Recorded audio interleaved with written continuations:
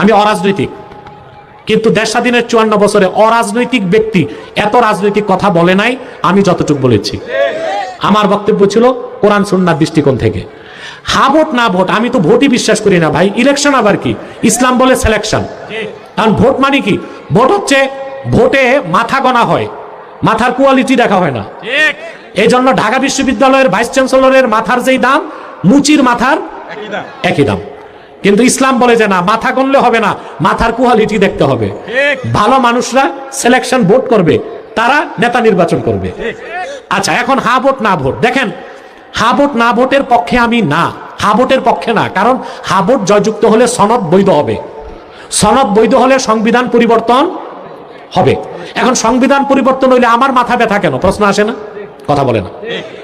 আরে ভাই, 1977 সালে প্রেসিডেন্ট জিয়াউর রহমান হা ভোট করছিল 30 মে 1977। 19 দফা দাবির পক্ষে তিনি গণভোট করেছিলেন। গণভোট পাশ হওয়ার পরে তিনি সংবিধান পরিবর্তন করে একটা ভালো কাজ করছিলেন। সংবিধানে লিখছিলেন বিসমিল্লাহির রহমানির রহিম, আর লিখছিলেন রাষ্ট্রের, বাংলাদেশের রাষ্ট্রের মূল নীতি মহান আল্লাহর প্রতি আস্থা ও বিশ্বাস। বর্তমান সনদে এই কথা নাই। এখন যদি হা জয়যুক্ত হয়, সনদ জায়েজ হয়, সংবিধানে যে আল্লাহর প্রতি আস্থা ও বিশ্বাস, এই কথাটা বাদ দিতে হবে না?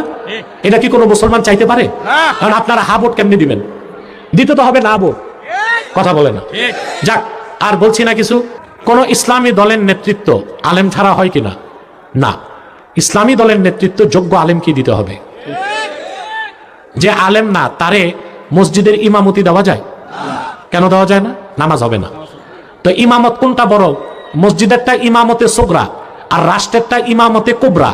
এটা ছোট ইমামতি, আর দেশেরটা বড় ইমামতি। তো ছোট ইমাম যদি গায়ের আলেম না চলে, বড় ইমাম গায়ের আলেম